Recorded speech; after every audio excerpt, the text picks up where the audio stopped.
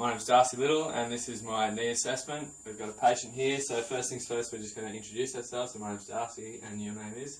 Riley. Riley, nice to meet you, Riley. So what we're going to do is a brief knee assessment on Riley's knee. So the first thing we're going to do is just, as Riley's standing there, we're just going to observe what his knees are up to. So as we can see from the front on, we can look for signs of varus or valgum deformities in those knees. We're paying close attention to the Q angle that's coming down from the hips.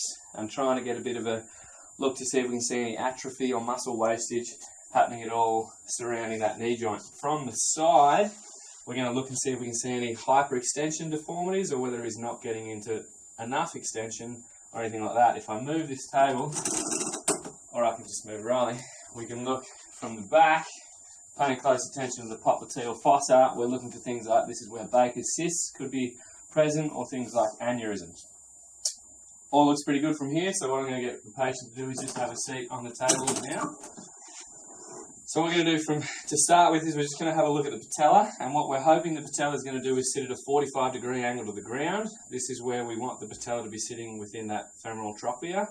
If we're having a less than 45-degree angle to the ground of that patella, that can be a sign of patella alta, and if we're having a greater than 45-degree angle to the ground, that can be a sign of patella infera.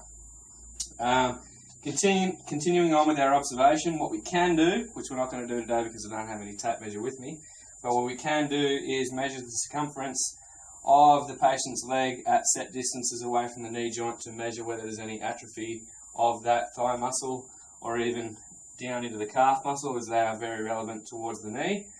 As I said, we're not going to do that today, so we're going to move straight on to palpation. So Riley's going to lie down on his back now. So if you need to get closer, you can come closer. What we're going to do for the palpation is, it's first things first, we're going to just, again, gain consent that we're about to make contact with the patient, and he's all cool with that? Yep. Perfect. So how I like to start things with my palpation is I like to use the back of my hand to start with, as this kind of gives me an indication of any rise in temperature, because that can indicate to me where the injury site is, or whether there's other things like arthritic changes that may be happening within the knee joint. So we're just trying to assess for any rise in temperature first. From there, what we want to do is just palpate closely along each side of the joint line. We want to be looking for all the major landmarks that we can find, and what we're paying close attention for is any breaking continuity, any tenderness, any thickening. We're also paying close attention to the patient's face to make sure none of this is causing any discomfort. At this stage, feeling pretty good. Also, super important to palpate both joints. Even though we might only have one joint that's injured, we want to compare both joints with each other. So again, following that joint line, no breaks in continuity. Alright, what we can do from there is we can do what we call milking the suprapatellar pouch. So this checks for effusion and swelling. So what we can do is try to encourage all that swelling to drift in and float under that patella, if there is swelling there. Then doing a simple patella tap test can indicate whether there's swelling or effusion under that kneecap, as that patella is going to kind of float and wobble around because it's got all this fluid that's been forced in underneath the kneecap. From here, we're just going to move into movement. So the patient is going to go through various ranges of active range of motion. So the first thing I'm going to ask the patient to do on his injured side first, which we're going to call this side, is we're going to bring his knee up into full flexion towards his chest, and then full extension out. Same again on the uninjured side. Good. Now this didn't cause any pain, I'm guessing, Riley? Nope. Right, what we can do now is passive range of motion. So this is where I am going to apply the movement to the joint, and there's going to be no contraction of any muscles from the patient involved. I can stabilise the joint with one hand, and while I've got my hand on that joint, I can feel for things like crepitus within the joint and any clicking and grinding of bones as we go through, feeling pretty smooth. Again, remembering to do both sides for a comparison.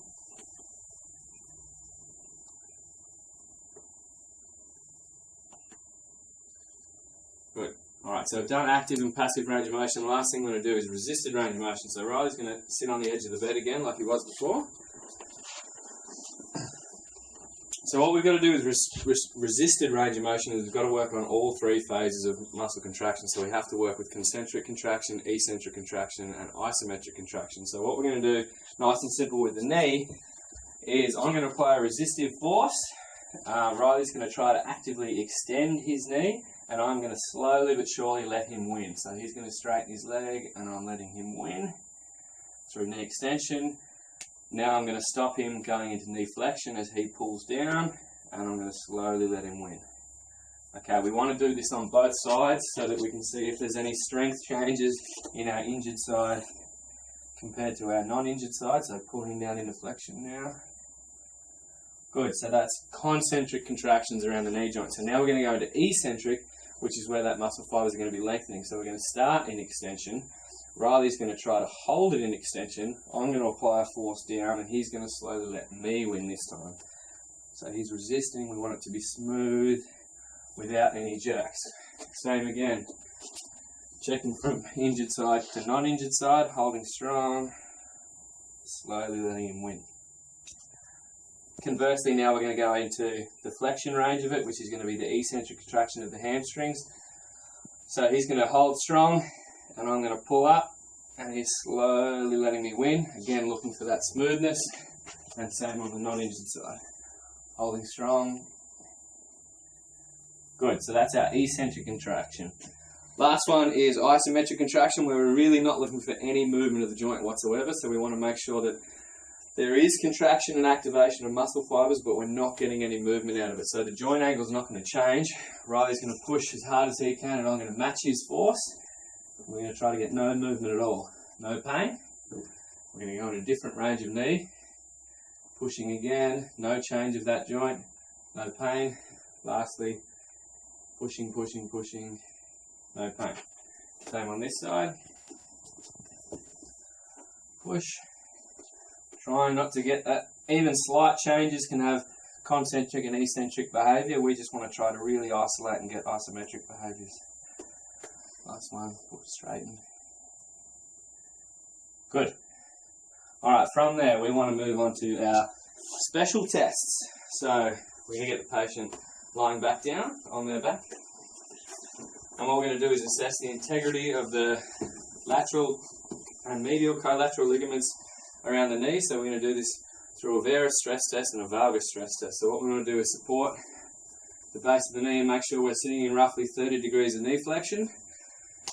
What I can do is support the lateral aspect of the knee while I apply a varus stress force to his distal ankle, which is going to be testing his medial collateral ligament.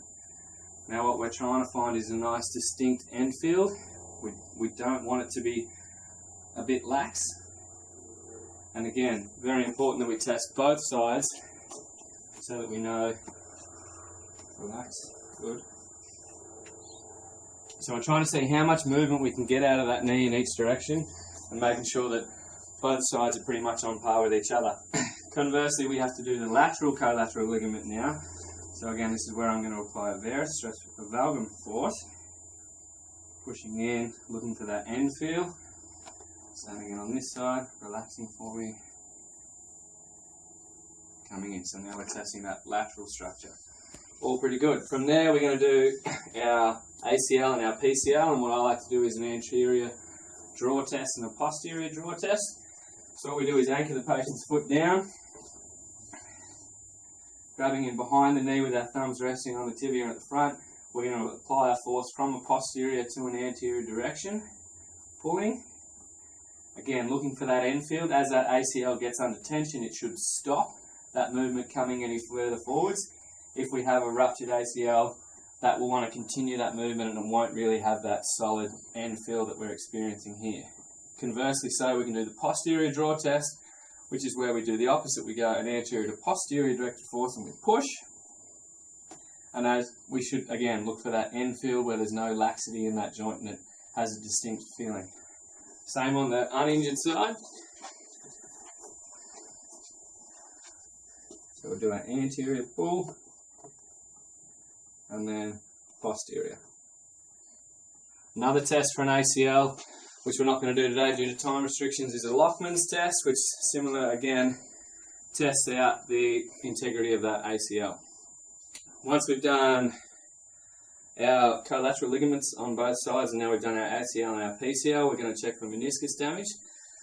So what we're going to do now is we're going to go into full flexion of that knee. Now what we're trying to do here is we're trying to pinch the meniscus between the femur and the tibia. So what we're trying to do, as we're in that full knee flexion, we're going to be internally rotating and externally rotating the foot, as well as applying valgus and varus forces, trying to really catch and pinch that meniscus in between that tibia. Can really be good if we're trying to find things like bucket tears or hook tears within that meniscus. And as I'm doing this, trying to find it, I'm going to slowly straighten and extend that knee. And what I'm looking for is a distinct click or a pop. And if I get a click and a pop that causes pain, then that indicates a positive test for some form of meniscal damage, where we can then refer on for further investigation. Good. I then repeat the same thing on his uninjured side, but we're going to skip through. So what we've done there is we've finished our special tests. From there we're going to jump up into some active movement. So Riley's going to jump up onto his feet for me now.